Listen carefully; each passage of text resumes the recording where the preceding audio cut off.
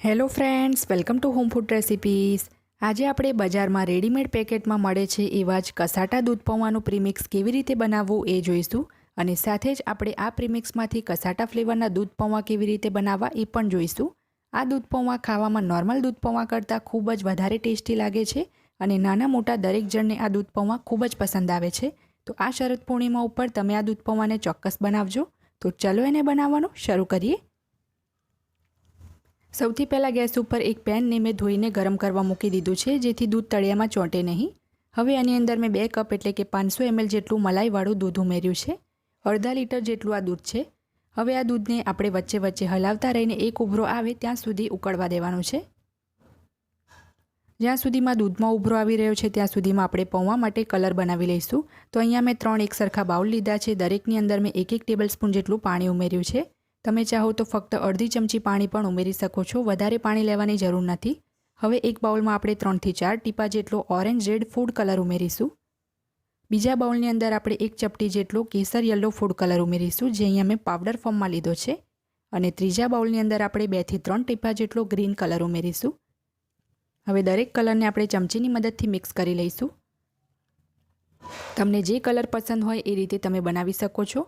અહીંયા મેં 3 કલરને બરાબર પાણીમાં મિક્સ કરી લીધા છે। હવે એક ચોથો બાઉલ મેં લીધો છે, એની અંદર પણ આપણે 1 ટેબલસ્પૂન પાણી ઉમેરીશું અને થોડોક પિંક કલર નાખીને એને પણ આપણે મિક્સ કરી લઈશું। અહીંયા મેં 4 કલર બનાવ્યા છે, તમે ચાહો તો ફક્ત પિંક અને ગ્રીન પણ બનાવી શકો છો। 3 મિનિટ મીડિયમ ફ્લેમ ઉપર ઉકાળ્યા પછી તમે જોઈ શકો છો કે આપણા દૂધમાં ખૂબ જ સરસ ઉભરો આવી ગયો છે। વચ્ચે વચ્ચે હવે આપણે દૂધને હલાવતા રહેવાનું છે અને અડધું થાય ત્યાં સુધી આપણે એને ઉકાળીશું। ટોટલ આપણે 7 થી 8 મિનિટ માટે દૂધને કૂક કરવાનું છે, કારણ કે કસાટા ફ્લેવરના દૂધ પૌવા બનાવવા માટે દૂધને તમારે પહેલેથી જ જેટલું ગાઢું કરવું હોય એટલું કરી લેવાનું છે, કારણ કે એની અંદર આપણે પૌવા કલરિંગ યુઝ કરવાના હોય છે। જો ગરમ દૂધમાં પૌવા ઉમેરશો તો બધો જ કલર એકબીજામાં મિક્સ થઈ જશે। તો પહેલેથી જ દૂધને આપણે ગાઢું કરી લઈશું। આ સ્ટેજ ઉપર એની અંદર મેં ખાંડ પણ ઉમેરી દીધી છે, જેથી ખાંડનું પણ પાણી નીકળીને સાથે જ બળી જાય। 4 ટેબલસ્પૂન મેં ખાંડ ઉમેરી છે। 1.5 મોટી ચમચી એટલે કે 1.5 ટેબલસ્પૂન એની અંદર મેં ડ્રાયફ્રૂટ્સ ઉમેર્યા છે, જેમાં મેં બદામ અને પિસ્તા લીધા છે। અડધી ચમચી મેં ઇલાયચી પાવડર ઉમેર્યો છે। હવે મેં 1 ચમચી કસ્ટર્ડ પાવડર લીધો છે, એની અંદર આપણે પેનમાંથી જ થોડુંક દૂધ લઈને મિક્સ કરી લઈશું। ડાયરેક્ટ કસ્ટર્ડ પાવડર આપણે દૂધમાં નથી ઉમેરવાનો, નહીં તો એમાં ગાંઠ પડી જશે। કસાટા ફ્લેવરના દૂધ પૌવામાં થોડોક કસ્ટર્ડ પાવડર તમારે ચોક્કસ ઉમેરવાનો છે, પણ એ વધારે ના પડી જાય એ વાતનું ખાસ ધ્યાન રાખવું। અહીંયા મેં બસ 1 નાની ચમચી જેટલો જ કસ્ટર્ડ પાવડર લીધો હતો। હવે દૂધને 7 થી 8 મિનિટ આપણે ઉકળવા દઈએ, જ્યાં સુધીમાં આપણે કસાટા પૌવા બનાવવા માટે એક પ્લેટમાં અડધો કપ એટલે કે 30 ગ્રામ જેટલા પૌવા લઈ લઈશું। અહીંયા મેં જે બટાકા પૌવા બનાવવાના પૌવા આવે છે એ જ લીધા છે, તમે નાયલોન પૌવા પણ લઈ શકો છો। હવે આપણે જે કલર બનાવ્યા હતા એ આપણે 3-4 ટીપા કરીને પૌવાની ઉપર આ રીતે ચમચીથી નાખવાના છે અને આપણે થોડુંક એને મિક્સ કરતા રહેવાનું છે। હવે આપણે જે કેસર યલો કલર લીધો હતો એ પણ સેમ એ જ રીતે ચમચીથી 3-4 ટીપા લઈને અનઇવનલી પૌવા ઉપર એડ કરવાનું છે। બધા જ પૌવાને આપણે કલરિંગ નહીં કરીએ, અમુક પૌવા વ્હાઇટ જ રહેશે અને અમુક પૌવા આપણા કલરિંગ થઈ જશે। તો એક કલર નાખીને તમારે હાથથી એને મિક્સ કરતું રહેવાનું છે। તો સેમ આ જ રીતે આપણે ઓરેન્જ રેડ કલર પણ એડ કરી દઈશું। જો તમારી પાસે સ્પ્રે બોટલ હોય તો તમે એમાં ભરીને પણ કલરને સ્પ્રે કરી શકો છો, પણ એ સ્પ્રે બોટલ દરેક જણ પાસે નથી હોતી, એટલે આ રીતે ચમચીથી નાખવાનું વધારે સરળ રહેશે। અત્યારે તો આને હું ઇન્સ્ટન્ટ જ યુઝ કરવાની છું, એટલે આને હું સુકાવતી નથી, નહીં તો તમે આને સ્ટોર કરવા માંગતા હોય તો પંખાની નીચે તમારે 10 મિનિટ સૂકવી લેવાનું છે, જેથી જે પાણી આપણે ઉમેર્યું છે એ પણ સુકાઈ જાય। તો તમે જોઈ શકો છો કેટલા સરસ કલરિંગ પૌવા તૈયાર થયા છે। હવે આપણે એમાં બાકીની સામગ્રી ઉમેરવાની છે, તો એની અંદર હું 2 મોટી ચમચી જેટલી ગ્રીન અને રેડ તૂટી ફૂટી એડ કરું છું।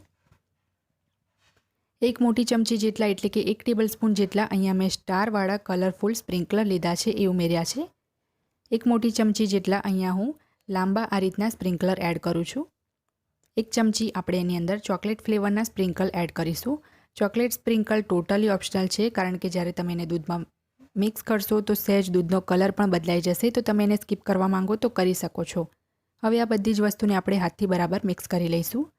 આ આપણું કસાટા પૌવાનું પ્રીમિક્સ બનીને તૈયાર છે, જે માર્કેટમાં રેડીમેડ પેકેટમાં મળે છે, એ આપણે ઘરે એકદમ ઓછા ખર્ચમાં તૈયાર કર્યું છે। તમે આને ફ્રીજમાં 6 મહિના રાખીને સ્ટોર કરી શકો છો। 7 થી 8 મિનિટ દૂધને ઉકાળ્યા પછી તમે જોઈ શકો છો કે આપણું દૂધ અડધી ક્વોન્ટિટીનું થઈ ગયું છે। તો હવે આપણે એને ટોટલી રૂમ ટેમ્પરેચર પર આવે ત્યાં સુધી ઠંડુ થવા દેવાનું છે અને આની કન્સિસ્ટન્સી પણ તમે જોઈ શકો છો, વધારે પતલું કે વધારે ગાઢું નથી. હવે અહીંયા મેં એક બાઉલ લઈ લીધો છે, એની અંદર આપણે આપણું દૂધ ઉમેરી દઈશું. ધ્યાન રાખવું કે રૂમ ટેમ્પરેચર પર આવે પછી જ આપણે એની અંદર પૌવા ઉમેરવાના છે. ઠંડુ કર્યા પછી જ મેં દૂધને બાઉલમાં લીધું છે. હવે એની અંદર આપણે જે કસાટા પૌવા રેડી કર્યા હતા એ ઉમેરી દઈશું. બરાબર આપણે આને મિક્સ કરી લેવાનું છે અને 1 કલાક માટે આપણે એને ઢાંકીને રહેવા દેવાનું છે, જેથી આપણા પૌવા સરસ ફૂલી જાય. અત્યારે આ ખાવા માટે તૈયાર નથી. 1 કલાક પછી જ્યારે પૌવા ફૂલી જાય ત્યારે તમે એને ખાઈ શકો છો.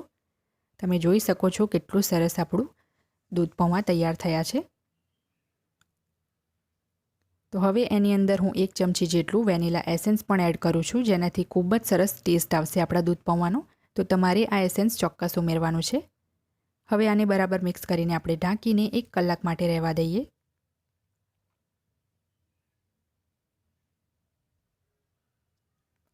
એક કલાક પછી આપણા કસાટા ફ્લેવરના દૂધ પૌવા બનીને તૈયાર છે. પૌવા ખૂબ જ સરસ રીતે ફૂલી ગયા છે, તમે જોઈ શકો છો. તો હવે આપણે આને એક પ્લેટમાં કાઢીને સર્વ કરી લેવાનું છે. દૂધ પૌવાને મેં પ્લેટમાં કાઢીને સર્વ કરી લીધા છે અને ગાર્નિશ કરવા માટે ઉપરથી હું થોડાક પિસ્તા, તૂટી ફૂટી અને સ્પ્રિંકલ એડ કરી રહી છું, જેથી દેખાવમાં પણ સુંદર લાગે અને ખાવામાં તો આ દૂધ પૌવા એકદમ ટેસ્ટી છે.